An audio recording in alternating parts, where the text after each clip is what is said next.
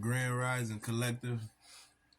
I had a message on my heart this morning. I just want to let out my heart chakra talking to me. And every day I feel so much better. And I had to realize that I said I'd never get in a relationship again no time soon.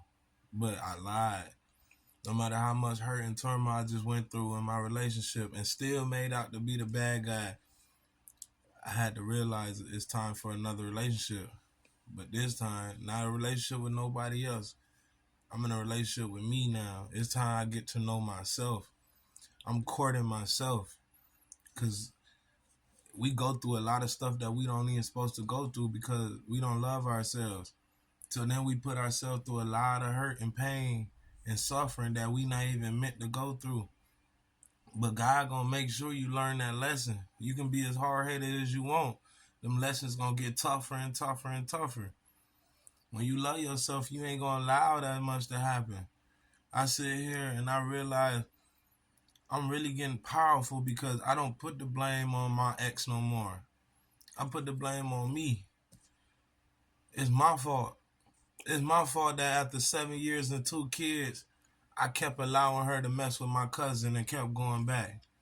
It's my fault that I kept on allowing her to take me out of my greatness.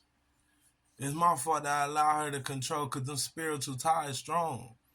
But you could take them spiritual ties and spiritual contracts back. Everybody don't deserve that. Until you realize what you deserve, you ain't gonna get what you need. Realize that. So I love myself. I'm doing it for me now. I don't. So I had to reiterate because the last post, a lot of people was messaging me like, "No, don't give up on your kid." I never give up on my kids. But one thing I'm gonna do is not let that control me anymore. You either let me be the great father I am, or ain't nothing I can do about that. I went to the government. I went everywhere, you know what I mean, to try to get visitation rights, all of that.